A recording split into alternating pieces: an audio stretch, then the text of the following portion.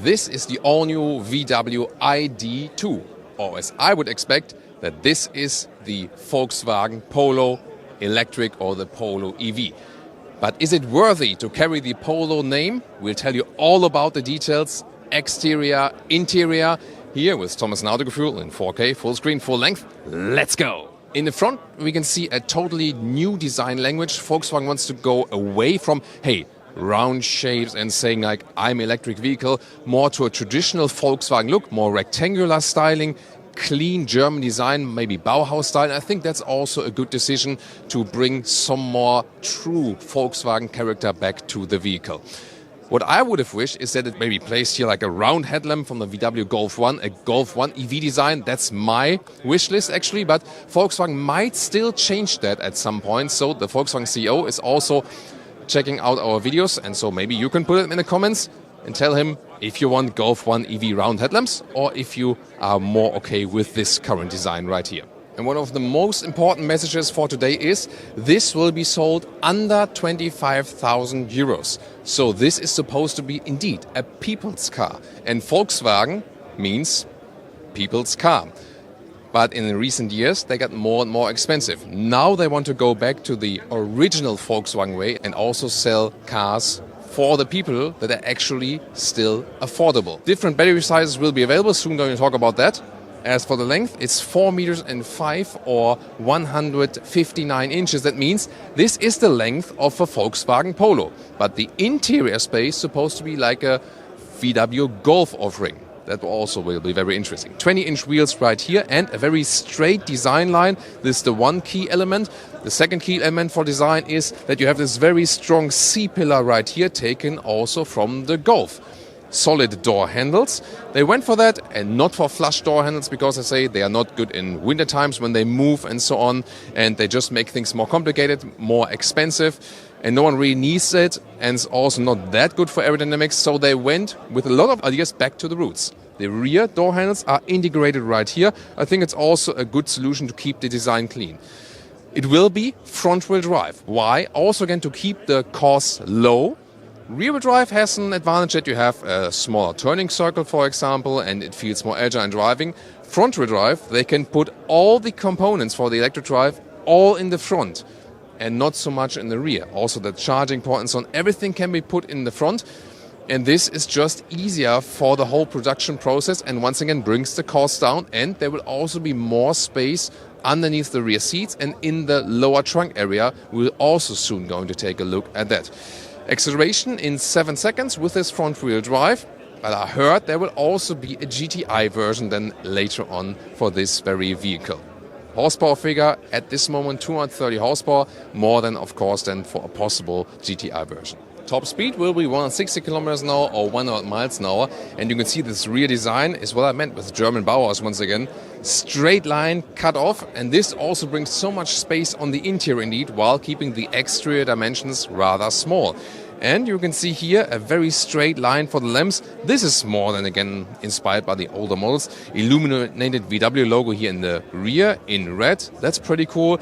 And a sportier lower end. This already looks almost GTI style already. Or what do you think? I'm really looking forward to your comments about this new design language. Tell me in the comments if you agree. On the interior, which will optionally have a panoramic roof, we see a very clean layout. Modern styling on the one hand, but also retro elements here once again. That's the interior everyone would have wished for in the ID3. Now it will come for the ID2, or as I expect for the VW Polo EV. And well, the exterior dimensions are like the Polo, but the interior dimensions are supposed to be like in the VW Golf. We can see the use of microfiber. The whole interior is animal free. And this extensive use of microfiber and also, for example, fabric on the dashboard really leads to a high quality impression. And that's really astonishing because, as we said, this vehicle is supposed to be under 25,000 euros or under $25,000 approximately. And it is really cool that we can see a high-class interior at that price point. Very important, back to the roots also for the user interface. There are, for example, jog wheels on the steering wheel, At the inside of the doors we see, yes, indeed, 4 window levers, so not 2 anymore like in the ID3. Once again, 4 window levers for front and for the rear. More microfiber at the inside of the doors and also fabric coverings. So we're also getting rid of high gloss black piano lacquer here. Finally, they are listening to the customers and not giving us what we never asked for. The seats have a very sporty look indeed, also a fabric microfiber mix, and they have this integrated head restraint style. At the same time, they look pretty cozy indeed. VW has had software problems and the current software is not that good, but now there's a completely new software also with new animations. Really nice here also with the typical Wolf style. Why not be a little bit joyful, but at the same time this interior is not too playful actually. It is serious enough but has some joyful elements indeed. As for the screens, on the left side you have 11-inch instruments, digital, square styling. On the right side, 13-inch big infotainment screen. And you also get a head-up display. The gears are being shifted with the right stalk column behind the steering wheel.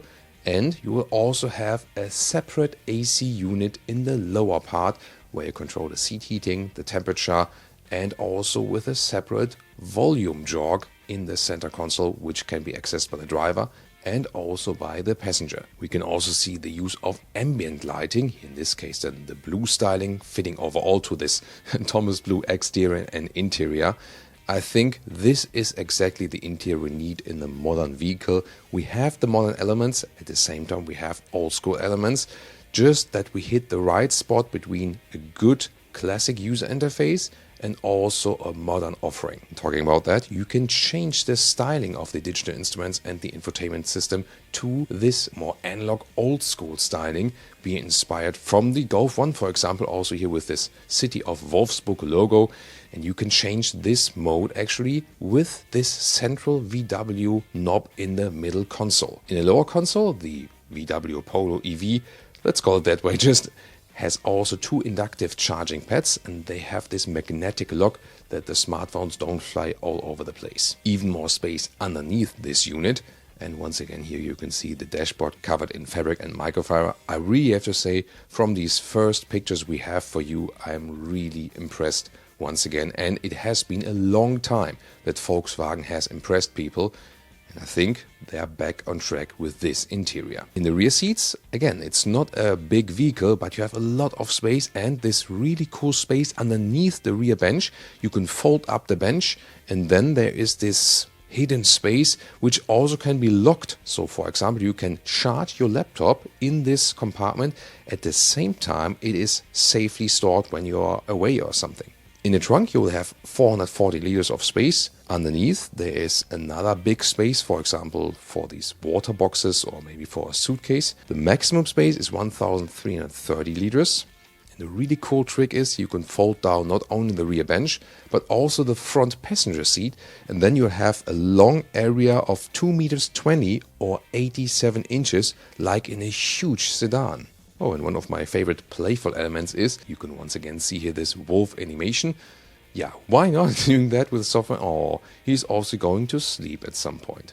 We also have to talk about the electric facts of this vehicle. So we don't have a battery figure yet, but there will be 2 different battery sizes.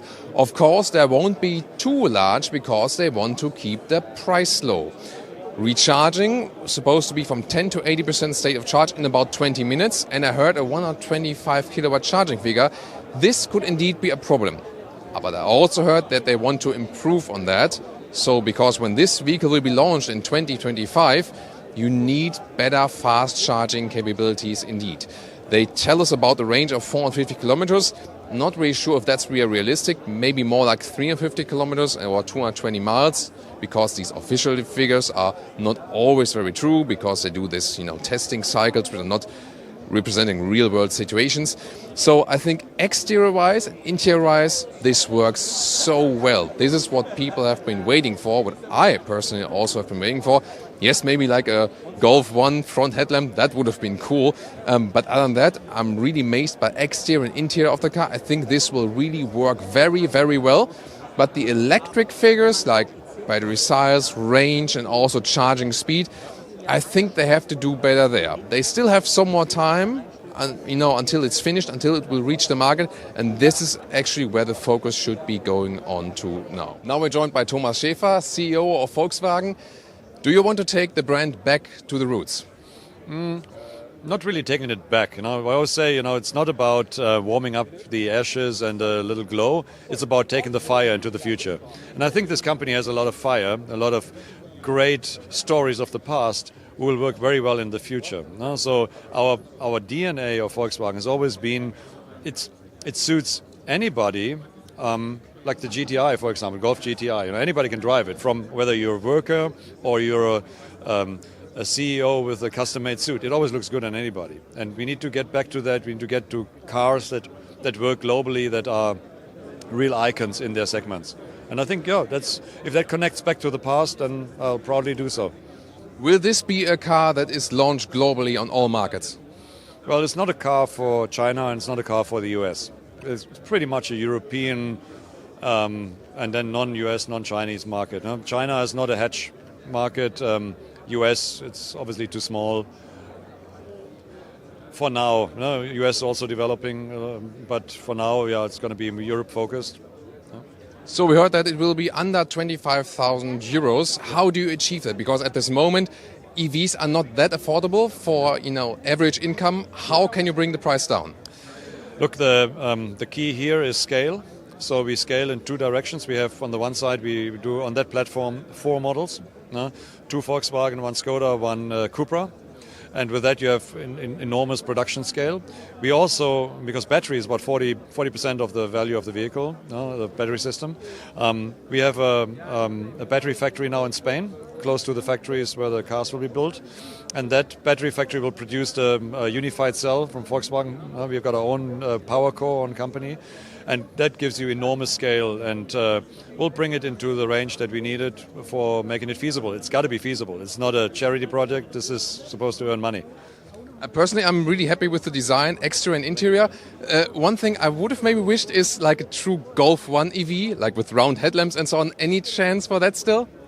Well, not at the moment. No? I mean, this is a big step for us in design language, as I said, like clear lines, strong stance. It's everything that Volkswagen stood for, like positively, like lines that connect from the back to the front and all that. So I think a great first step.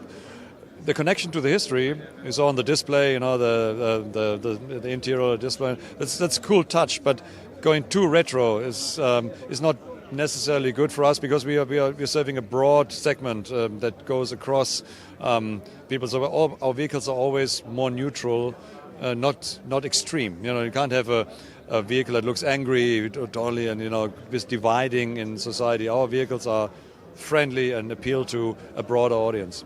So to everyone I talked, everyone is really amazed by exterior and interior, but about like the charging facts or the EV hard facts, is there still something? I mean, what I heard is not that impressive, honestly. Is there still something until 2025 that you will maybe improve, that it will faster charging and so on, maybe even more range? Look, technology is evolving rapidly at the moment. Now we are updating our MEB platform now to MEB Plus. That vehicle will get MEB Plus. That gives you faster charging times, more range and so on. But it's got to be price competitive. No? In this segment, you want to stay in this. And I think the values that we saw on the screen are very reasonable for that segment. Going forward, will they develop? Yeah, sure. No? But for now, I would say they're well competitive in their segment. And also something that's really important to me, with you as CEO, will all cars remain animal-free on the interior? Yes. Yes, it's sustainability and having broader responsibility is super important to us. And I always say, what Volkswagen does and where Volkswagen looks, the world looks. And we have a role to play in this, and I think this is the definitely right move to go. So we'll go well beyond that. It's first step. Thank you so much for the insight. Is this the right way for VW? Tell me in the comments. And would you like to have this one here as the all-new Volkswagen Polo?